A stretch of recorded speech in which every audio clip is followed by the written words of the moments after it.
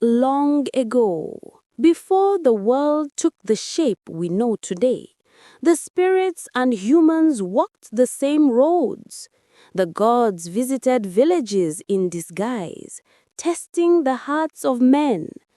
And in that time of truth and deceit lived Eshu, the messenger of the gods, the master of Crossroads, and the trickster whose laughter echoed between heaven and earth.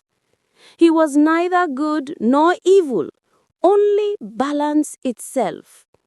Where men sowed arrogance, he reaped lesson.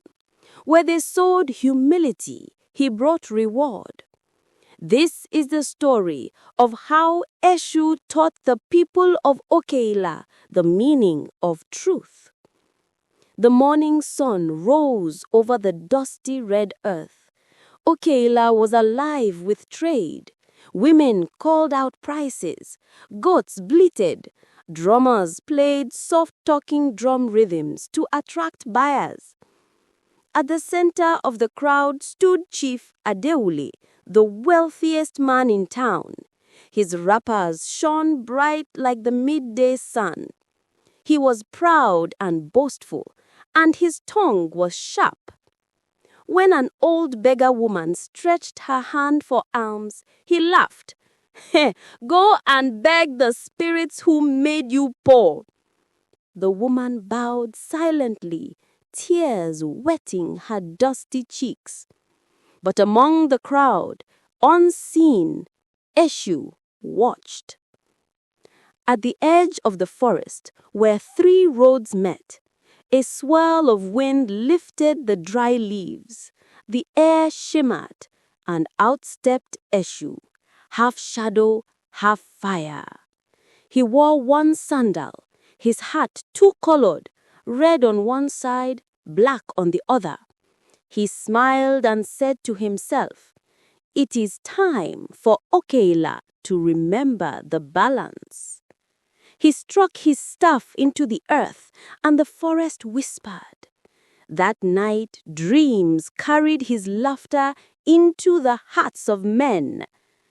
The next day, Chief Adewole gathered the townsfolk at the square.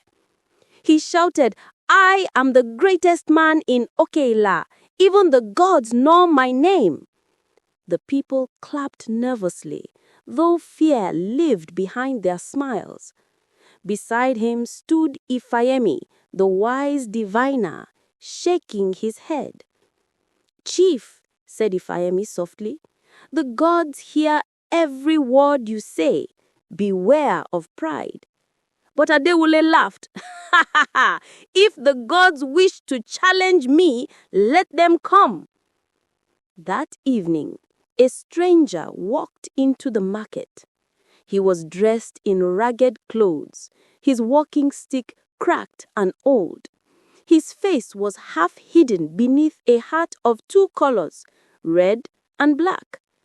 The villagers whispered, "Who is this madman?"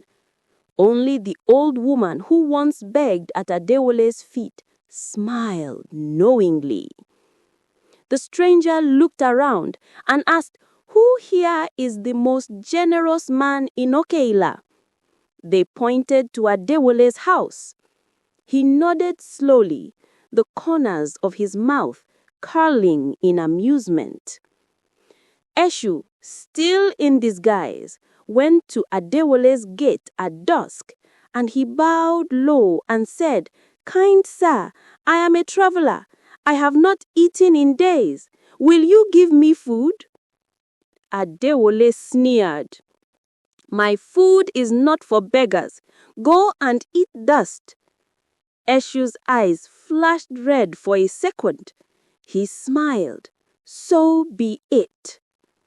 That night, strange winds blew through the village. Palm wine soured, yams turned to stone, and the sound of laughter died in the air. The following morning was the festival of Ogun, the god of iron. Drums thundered, masquerades danced, and the air smelt of roasted yam. Eshu appeared again, but this time dressed like a nobleman. His robes shimmered, and his voice carried power.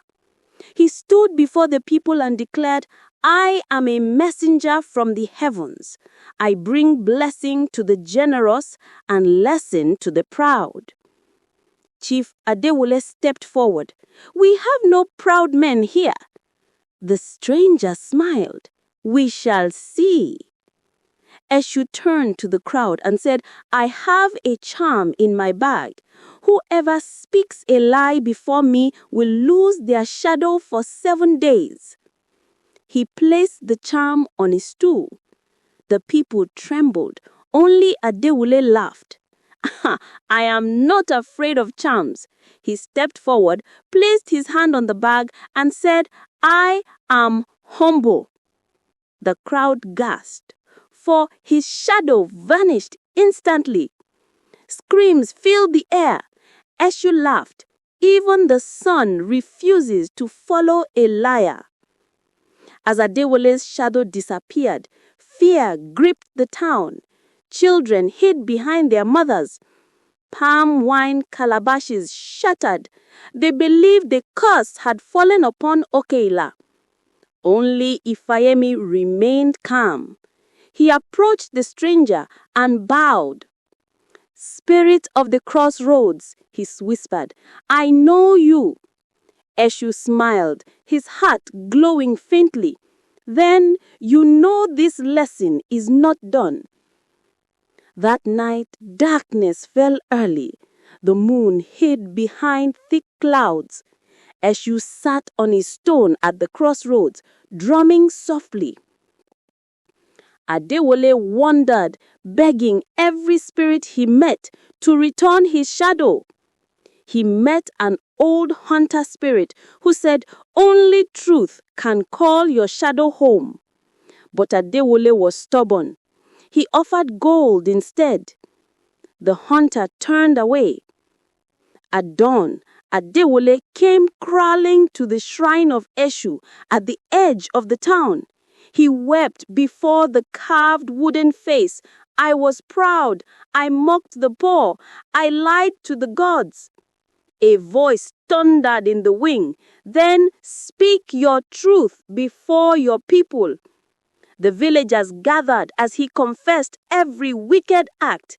His voice broke, and as the first ray of sun touched him, his shadow returned, long and dark against the ground. Eshu appeared once more, standing at the edge of the crowd. He looked at Adewole and said, "Now you understand. Even gold bows to truth."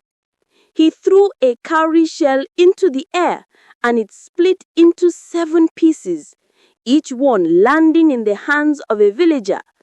"Let Oke-Ila share what it once hoarded," Eshu said. Then, with a swirl of dust and laughter that echoed like thunder, he vanished. From that day, Oke-Ila became known as the town of balance. No man mocked the poor. They built a shrine at the crossroads and left offerings every 7th day, not out of fear, but remembrance. And the old woman who once begged in the market was seen smiling again, her eyes filled with strange, knowing light. Some say she was Oya, the goddess of change, watching Eshu's game unfold. Others say she was Eshu himself, in yet another disguise. But the people remembered one truth. The road of lies is short, but the road of truth never ends.